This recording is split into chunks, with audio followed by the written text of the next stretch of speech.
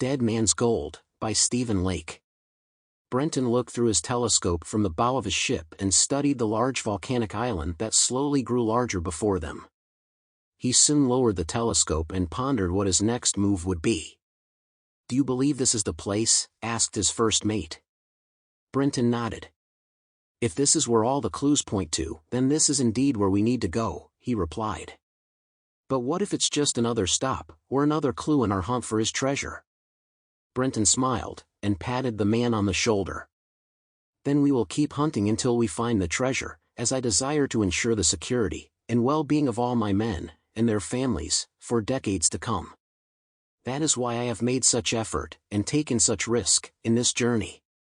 If it was just about the gold, I would not have begun this quest, as the risks to us outweigh any gains we would have achieved." "But will chests of gold for each of us ensure our best future?" asked the first mate.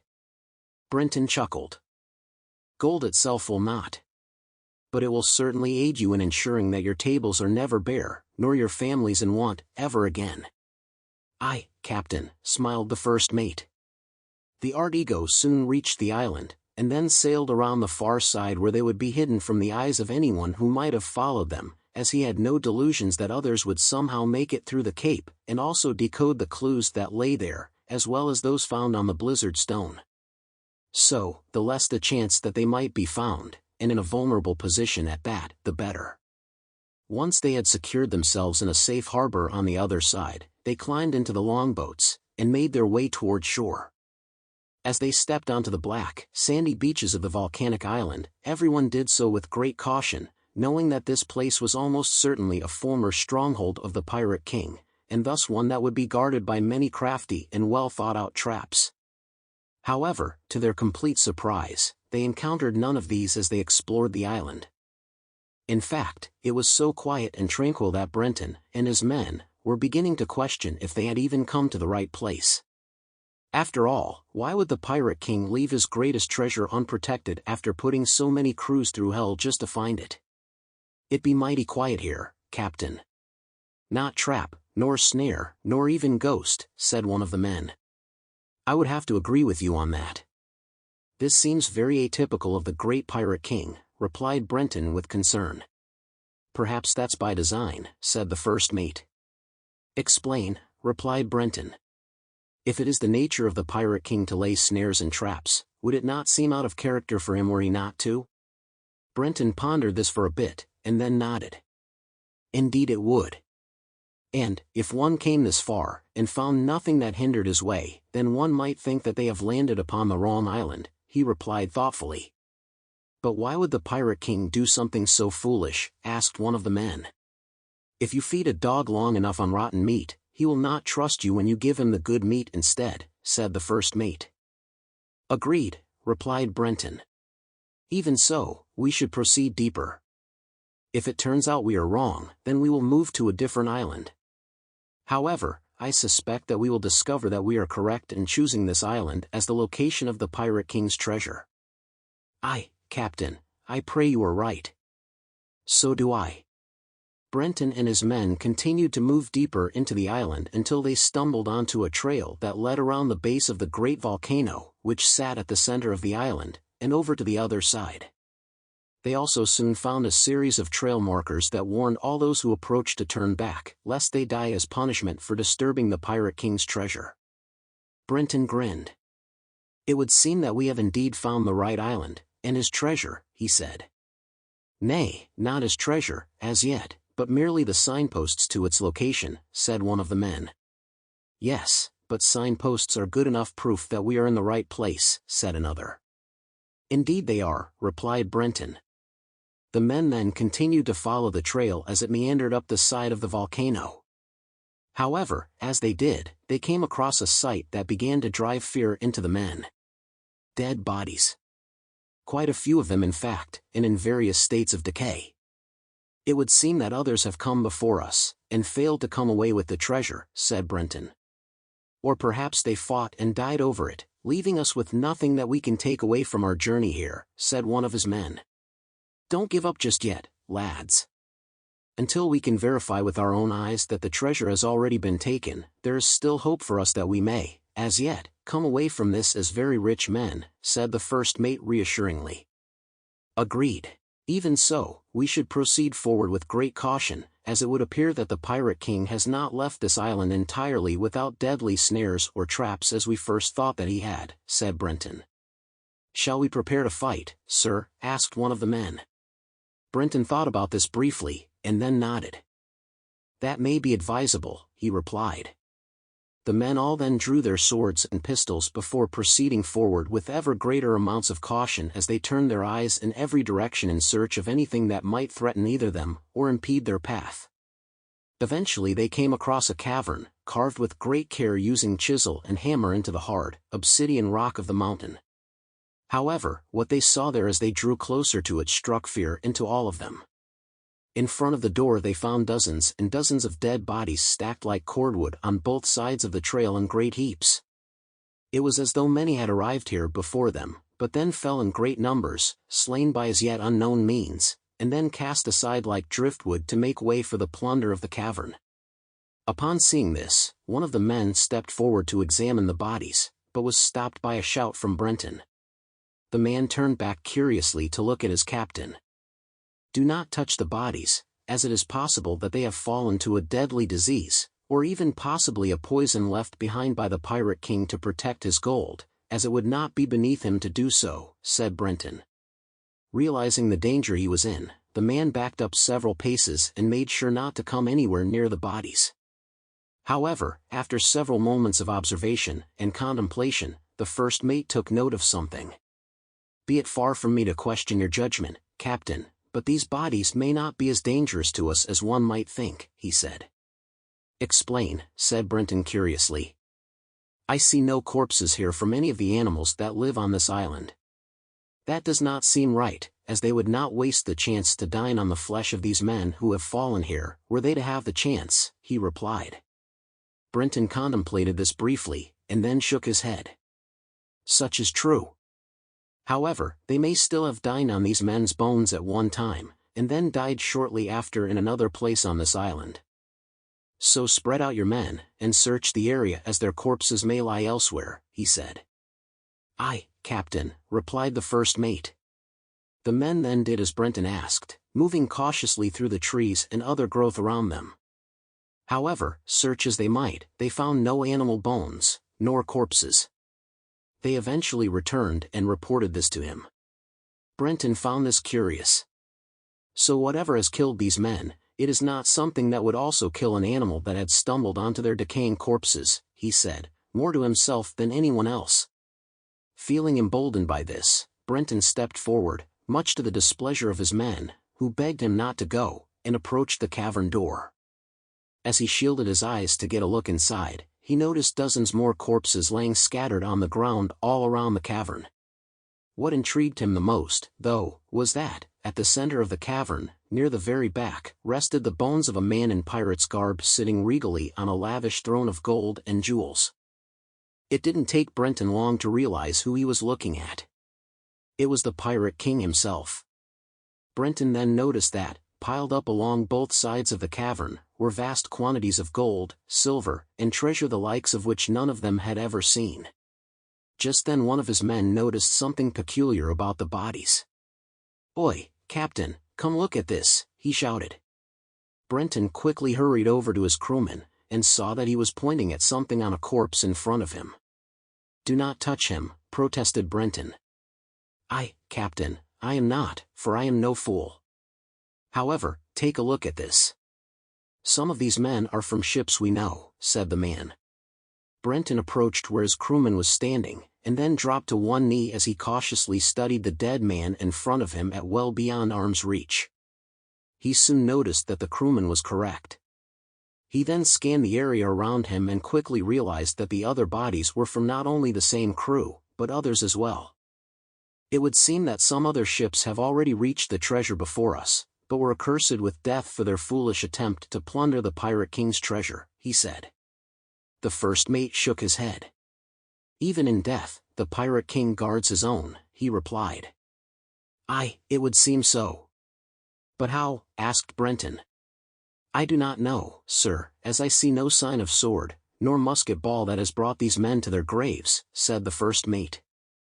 "Aye, which means their deaths were had by things which cannot be seen," replied Brenton. "Poison," said one of the men. Brenton nodded. "That is likely what they have fallen to." "Then how do we collect a treasure that is too deadly to handle, as we do not know the nature of this poison, nor how to defeat it?" asked the first mate. Brenton stood up and studied the cavern again. However, before he could answer, a shout rose up from among his men. Brenton turned around to see what the commotion was about, and soon noticed that one of his men was pointing off into the distance. "Captain! Sails!" he shouted. Surprised to hear this, Brenton took out his telescope and aimed it in the direction that the man was pointing. It didn't take him long to spot a fleet of pirate ships approaching the island in the distance. It was Jack Spareleg and his fleet.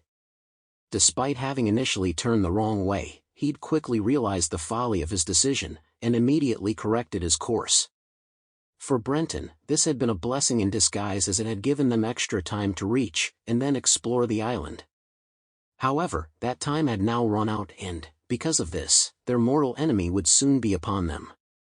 Unfortunately, Brenton didn't have either the men, nor the ships, to defend himself against such a powerful rival. He soon lowered his telescope and frowned.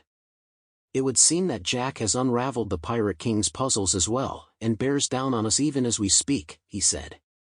"What do we do, Captain?" asked the first mate.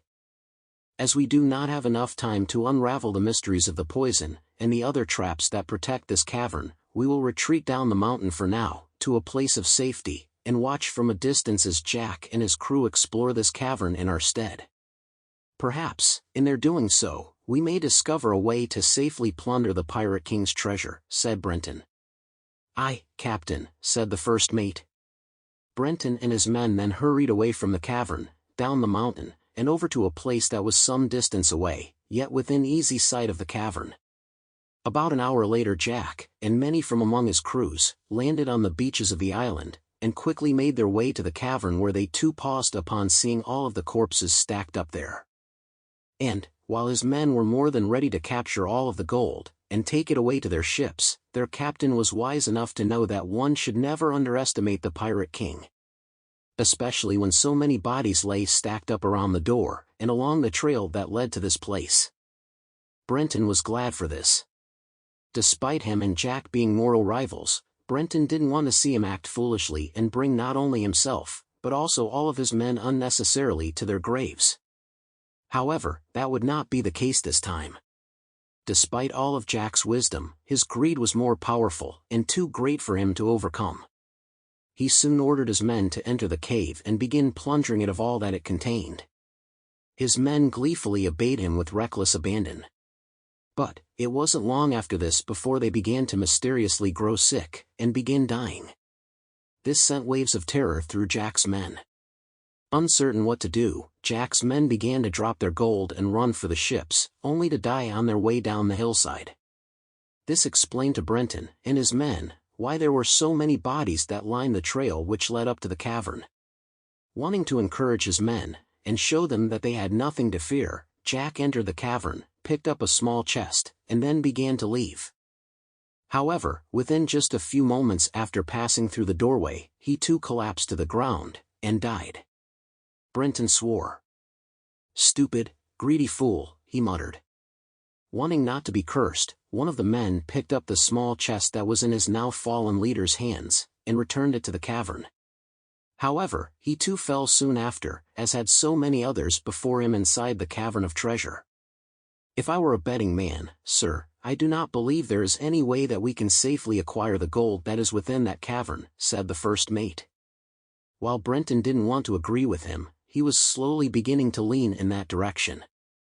Even so, he held out hope that they might still come away with some gold from this adventure, as he knew that there was no way that this one single cavern contained the entirety of the Pirate King's vast wealth. If anything, it seemed more like a lure and a trap to destroy the greedy and send them swiftly to their graves. Eventually, all those who remained of Jack's expedition fled back to their ships, raised sail, and quickly made for safer lands. Seeing that it was now safe to return, Brenton and his men carefully made their way back to the cavern, but stayed a safe distance outside of it.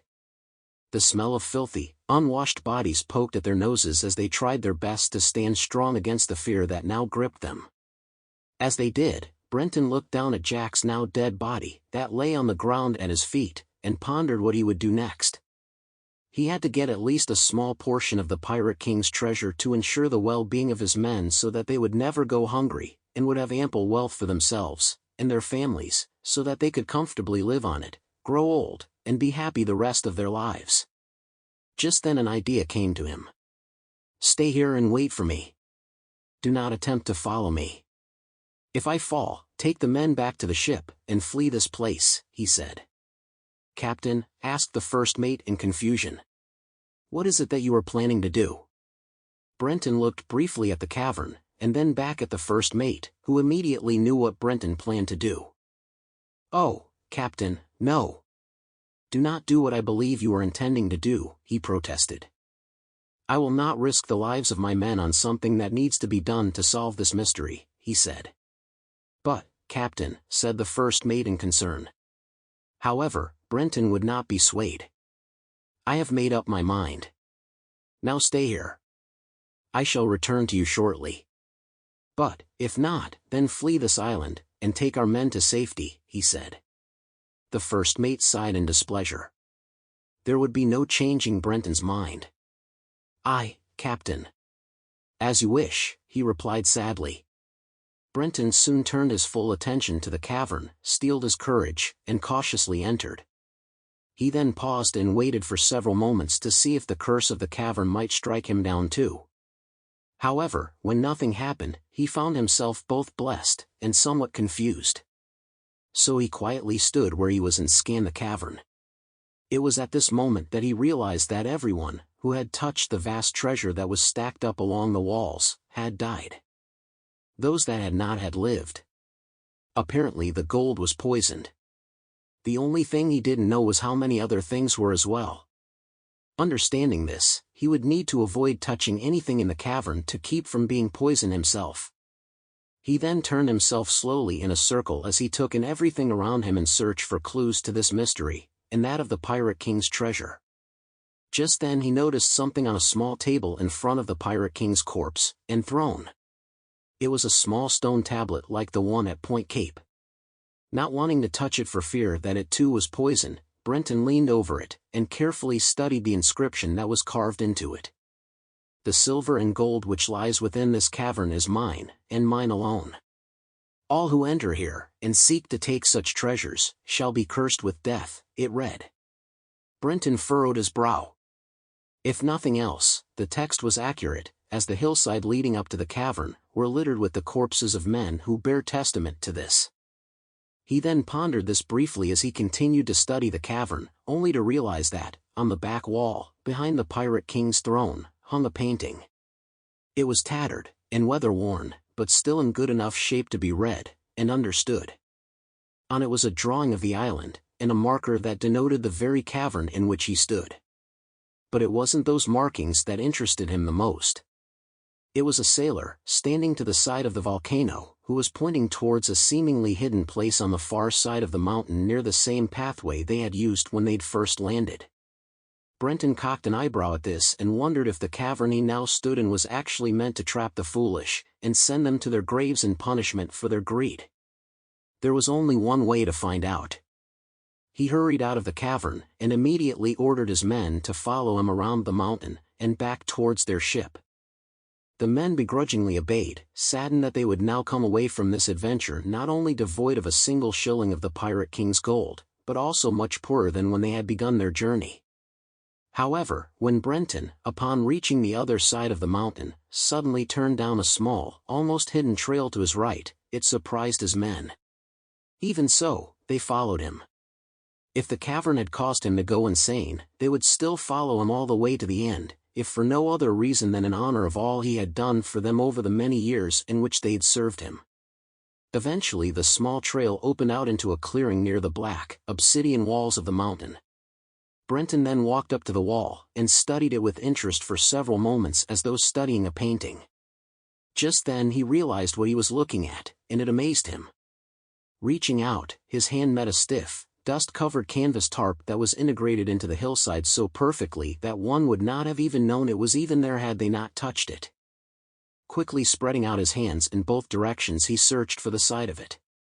It wasn't long before he found one of its edges, and gave it a firm, solid tug as he cast it aside like a sheet of liquid midnight.